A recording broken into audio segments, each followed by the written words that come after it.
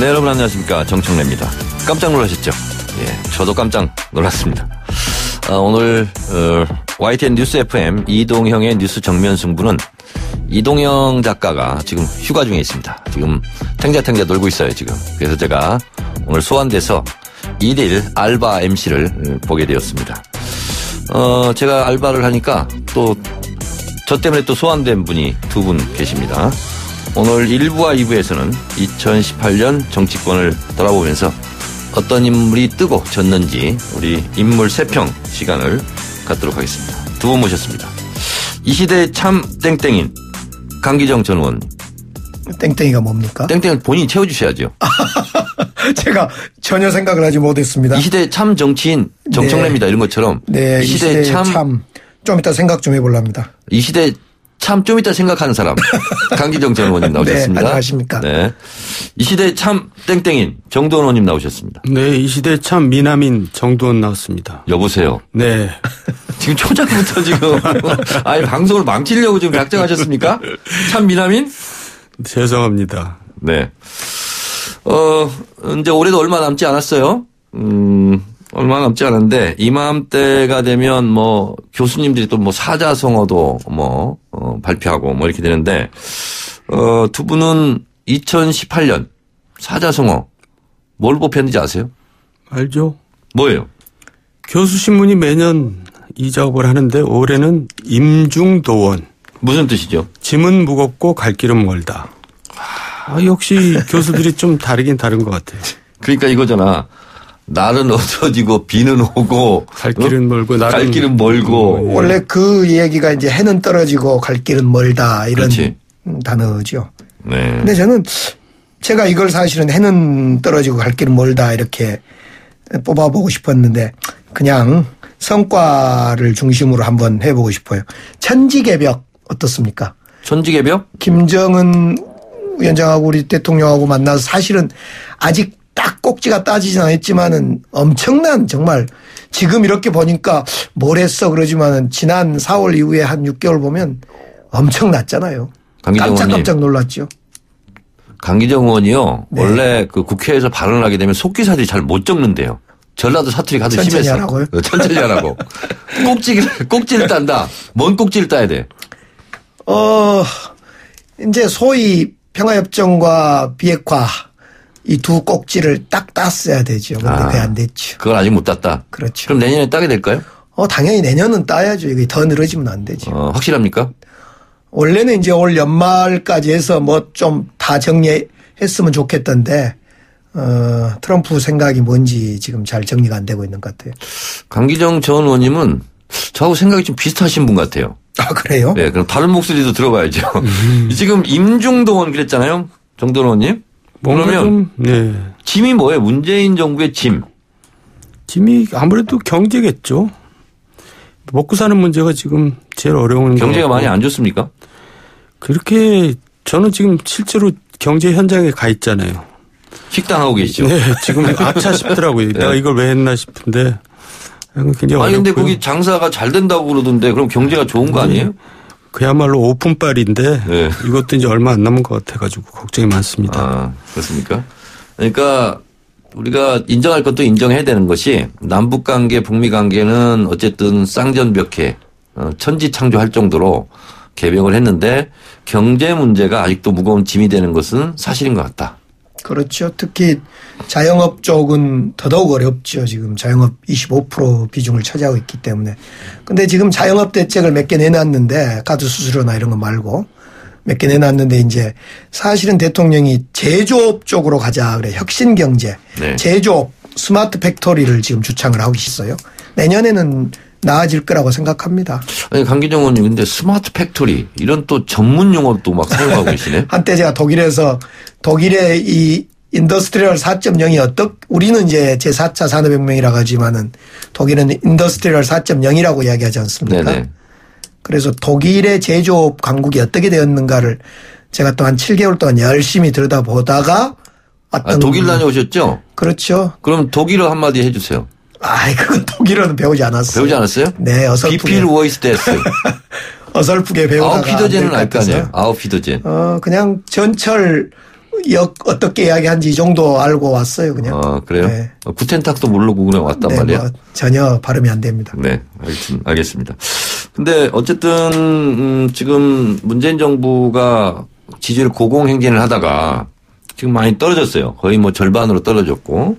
오늘 발표된 리얼미터 여론조사에서 보니까 문재인 대통령 지지율이 43.8%, 부정평가는 무려 5.16, 51.6% 이렇게 나왔어요. 그래서 부정평가가 긍정평가를 앞질렀다. 그래서 데드크로스가 이루어졌다 했는데 조금 더 벌어졌고 더불어민주당이 36.3%로 떨어진 반면 자유한국당은 25.6%로 올랐어요. 우리 정돈 의원님. 네. 이거 자유한국당이 많이 반사이익을 본 거예요? 아니면 그렇죠. 보수 결집에 대한 뭐 상승 효과예요? 뭐예요, 이거? 결집이라기보다도 자유한국당 반사이익이 분명하고요. 자유한국당이 뭐 잘한 건 없잖아요. 그러니까 반사이익도 사실 그대로 가져간 게 아니고 일부만 가져간 거고 나머지는 다 이제 부동층으로 갔겠죠. 그러니까 자유한국당이 좀 더 잘할 필요가 있는 것 같고. 근데 내년 이제 며칠 안 남았지만 1, 4분기 되면 또 충격이 더 큽니다. 왜냐하면 최저임금 또 상승하죠. 근로시간 단축하죠. 또 유급휴일까지 최저임금에 산입한다 그래가지고 최저임금이 더 올랐거든요. 그러니까 고용이 더 어려지고 빈부격차는 더 확대되고 이렇게 되면 지지율은 더 내려갈 걸로 보이는데요. 더 떨어질 것 같아요? 네, 30%대가 이제 곧 다가올 거라고 봅니다. 아니, 박지원 의원도 그런 얘기 했다는데 둘이 뭐 짰어요? 아니요, 우리는 정확하게 예측을 하죠. 예측을 해요? 네. 더 떨어질 것이다. 네. 강기정 의원님. 네. 반론 제기해 주세요. 결국은 이제 사실 외교안보 쪽의 일을 보다가 이제 경제 쪽을 조금 대통령 입장에서 맡겨뒀던 거 아닙니까? 그 맡겨두는 과정에 경제팀이 원팀이 안 됐어요. 지난 외교안보팀은 사실은 정의용, 조 등 뭐 임종석 또 뭐 등 외교안보팀 원팀으로 잘 헤쳐왔는데 그래서 대통령이 직접 지금 챙기겠다는 거 아닙니까? 그래서 지지난주에 확대경제장관회의도 열고 또 홍남기 부총리를 중심으로 원팀 한번 만들어서 해보겠다는 거고 특히 무엇보다도 그동안 이제 소득주도 성장론이라고 하는 그 기조를 혁신성장론을 더 우선하는 그래서 소득주도 성장론과 관련된 몇 가지 최저임금 문제라든가 이런 정책을 속도 조절 좀 하고 그렇기 때문에 이제 곧바로 바로 좋아지진 않겠지만은 결국은 좋아질 거다. 그거 좋아지지 않으면 안 됩니다. 우리 문재인 정부 민주당 정부 망하게 됩니다. 반드시 좋아져야 됩니다. 그런데 정도는 좀 좋아하는 것 같아. 아니 좋아하지 않으니까. 좋아할 리가 있나요. 아, 그래요? 경제 어려진데. 그리고 제가 직접 저기 당사자가 돼버리는데. 근데 네. 방향을 전환해 줘야지. 지금 이걸 그대로 밀고 가면 제가 좀 전에 설명드렸듯이 그런 문제를 이제 바꿔야죠.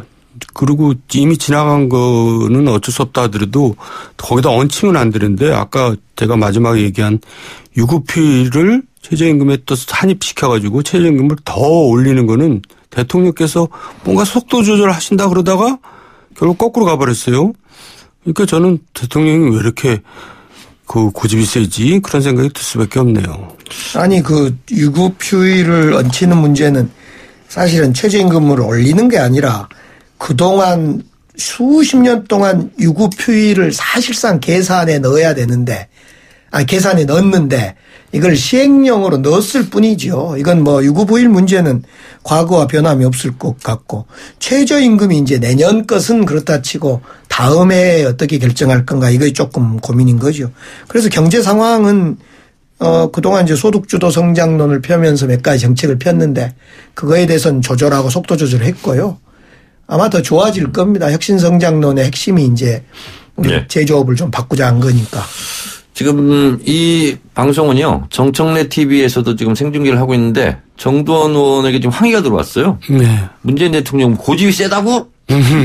이렇게 좀 질책하는 지금 댓글이 달렸습니다. 저는 쓴소리 안 할 수가 없네요. 쓴소리 전문가입니까? 네, 그렇습니다. 네. 그럼 이 얘기만 할 수 없으니까 다음으로 넘어가기 전에 이걸 제가 안 읽으면 이 뉴스 정면승부 PD가 양복 입고 어디를 또 불려가야 돼요. 그래서 제가 읽습니다. 앞서 말씀드린 리얼미터 여론조사는 TBS 의뢰를 받아 지난 24일과 26일 전국 유권자 1,003명을 대상으로 실시했고 응답률 6.9%, 95% 신뢰 수준의 표본오차 플러스 마이너스 3.1포인트로 자세한 결과는 중앙선거 여론조사 심의위원회 홈페이지를 참조하시면 되겠습니다. 자, 김태호 수사관 이 연일 지금 뭐 언론을 좀 뒤덮고 있어요. 근데 오늘 대검 감찰본부가 청와대 특감반이었던 김태우 수사관이 감찰 결과를 발표했습니다. 결과 내용을 정도원 의원께서 요약해 주시죠. 예, 중징계죠. 그러니까 내용은 골프 접대, 수사 개입, 또 문서 유출 뭐 이런 게 이제 대상이 된 것 같은데요. 과기부 특혜 임용 채용 시도 그것도 있었고요. 들어가고, 예. 그러니까 이제 이분이 문제는 있어요. 문제는 있는데 지금 이분이 자기가 스스로 감옥 갈 각오를 하고 이제 권력과 이제 정면 대결을 벌이는 건데 사실 뭐 6급이라서 뭐 직급이 낮다고 뭐 무시할 필요는 없지만 그래도 한 사람이 이렇게 나올 때는 나름대로 이유가 있다고 생각을 할 수밖에 없잖아요. 그러니까 시중에는 이런 얘기가 있어요. 이 사람이 미치지 않았으면 어떻게 권력과 저렇게 싸움을 벌이나. 그러니까 우리가 이게 상황이 굉장히 엄중하다고 볼 수가 있죠. 그러니까 그분이 지금 우리 프로처럼 정면 승부를 하고 있네요. 우리 강기정 의원이 어떻게 생각하세요? 사실은 저기 해임을 해라라고 이제 대검 감찰반 결론이 난 거 아닙니까? 해임이라면 파면을 당하면 공무원연금도 못 받는 거고 해임은 연금은 받을 수 있지만 사실상 이제 공직자로서 사퇴하는 건데 이걸 알았던 거죠, 본인이. 그러니까 해임 수준으로까지 가는 과정에 저항한 거죠. 저는 이제 김태우 수사관이 습관적으로 민간인 사찰을 하는 사람이다. 박근혜 이명박 정부에 이어서 우리 정부까지 특검 활동을 하면서 특감 활동을 하면서 습관적으로 민간인 사찰을 했는데 타성해져서 타성보다도 결국 이걸 잘해야지 공무원 승진이 된답니다. 네네. 이 감찰 활동이 많고 그 보고서를 많이 써야지 또 결정증을 써야지 건수를 많이 써야지 이 공무원 승진이 된다고 하는 거 아닙니까? 그러니까 여기가 밝혀진 거에 104개 등 뭐 더 되는데 뭘 썼는지를 모르는 거예요. 혼자 그냥 막 주섬주섬 써서 그중에는 보고한 것도 있고 보고하지 않는 것도 있고 그걸 몇 번 경고를 맞다가 이 사람이 내가 해임 수준으로까지 갈 수도 있겠구나 하는 걸 알고 나서 본인이 마치 양심적 내부 고발자처럼 막 떠들고 있는 거죠. 그렇게 행세하고 있다? 행세하고 있죠. 네. 지금 1부를 마칠 시간이 얼마 남지 않았는데요. 환경부 블랙리스트 논란도 있어요. 그러면서 나경원 원내대표가 환경부 블랙리스트 의혹 관련해서 오늘 문 대통령 탄핵 뭐 이런 얘기까지 하고 그랬는데 공교롭게요. 서울대법대 82학번 동기들이에요. 조국 민정수석, 나경원 원내대표. 이 싸움에서 누가 이길까요? 일단 나경원 대표가 대통령을 탄핵하라는 얘기를 한 게 아니라 문재인 대통령이 과거에 MB정부 민간인 사찰 사건이 났을 때 이건 탄핵감이다라는 얘기를 했으니까 어떻게 생각하냐는지 물어보는 형식으로 한 거고요. 그래도 속으로는 그런 생각이 있지 않을까요? 그래도 그걸 정확하게 표현을 해야죠. 그런데 어쨌든 상경부에서도 인정을 했어요. 물론 이제 김태우가 그렇게 해달라 그래서 해줬다. 네. 하지만 어쨌든 작성한 건 사실이고. 그러니까 블랙리스트 맞죠.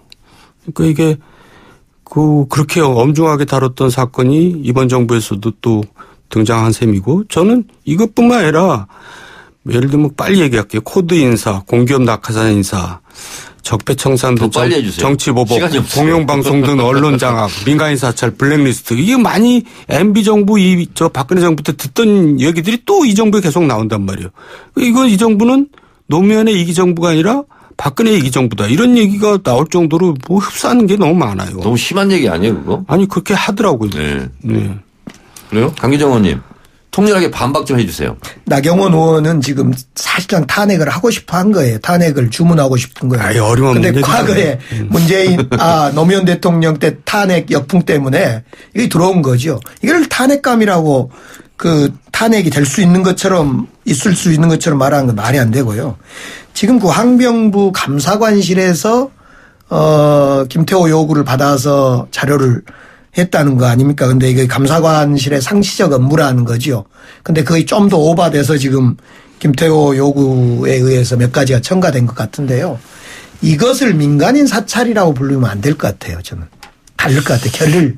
예. 네, 시간이 됐어요. 근데 1부를 마치고 이제 2부 들어가는데 광고 앞두고 있는데요. 오늘 두 분 실망스럽습니다. 얼굴 붉히면서 막 삿대질하면서 싸울 줄 알았더니 너무 얌전하게 해요. 네, 2부는 좀 더 격렬한 토론을 부탁드리겠습니다.